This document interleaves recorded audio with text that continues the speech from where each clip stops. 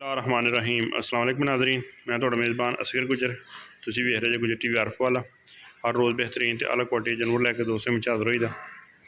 अज दो मझां सस्तियां तरीन मझां वा दोस्तों ने मझां वेख लैनियां वा। मझां पूरियां जवाना वा, सूए एक दूसरे आ ते एक तीसरे आ। मुड़ी परली साइड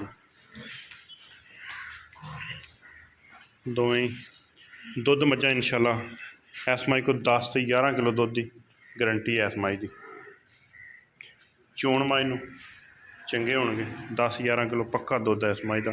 जिहड़े भरा दा दिल होवे दो टाइम आके तसलियां करके चो सकदा वा। सस्ते मुल दियां मई एनू टोरी करा। यह दूसरे सूए है, यह तीसरे सूए। दोवें मझां वो तो अज दूसरा दिन बनता, कल की सूई है।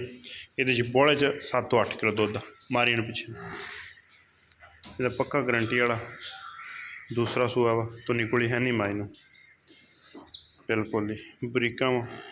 लेकिन जिस तरह ही मझां वा इस तरह की इंशाल्लाह रेट होणगे बिल्कुल पक्के जै ते फाइनल जे रेट होणगे। अगर कोई दोस्त दोवें मझां लवे, थणा का किसी का भी घाटा वाधा हो तो साड़ी जिम्मेवारी गारंटी है। 5 लाख ते 20 हज़ार दियां फाइनल, जिस चो कमी पेशी बिल्कुल नहीं होनी। कच्ची सूई मझ दिहाड़ी की, यही 7-8 किलो दुध है। इस मई दूसरी मई को 10 किलो। यह कट्टा मई का इंशाल्लाह दुध 10-12 किलो चवाई रखनी है। तो आ मझ अज चौथा दिन, ये दुध 10 तो 11 किलो की गारंटी। उस मई को 7 तो 8 किलो। अगर इन पिछली इन टोरी पहली साइड अगर कली कली को दोस्त लेना चाहे तो यह मझ, अगर दोस्त को कली कली लेना चाहे यह मझ 2 लाख ते 50 हज़ार की। तीसरा सूआ वा थणा की किसी किस्म का कोई वाधा घाटा हो वो फड़ा फड़ी दर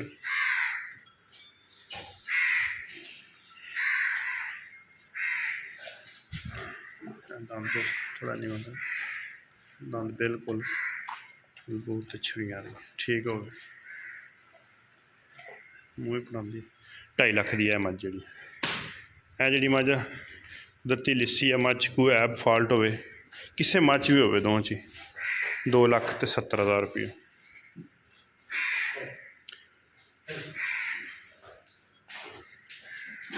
इन्हों की इन्नी की गुंजाइश है तो इन्ना कि प्यार में पता। इस मई का 2,70,000 रुपया, उस मई का 2.5 लाख रुपया। अगर कोई दोस्त दोवें कट्ठियां ले लवे तो मजीद दोवें दे विच हो जाएगी कमी पेशी। कली कली को लेना चाहे तो नहीं, अगर कट्ठियां लेना चाहे तो ले सकता।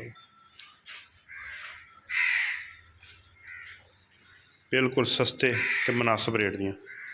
पूरी मझ वड्डी है। एंटोरी पिछली साइड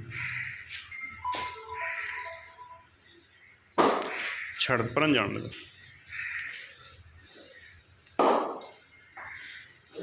थोड़ियां लिस्सियां वा दुध देनियां, ग्वाल दे कम नहीं, बच्चा पई जाता।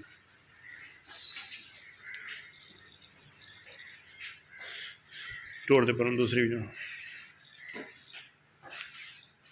2,50,000 तो 2,70,000।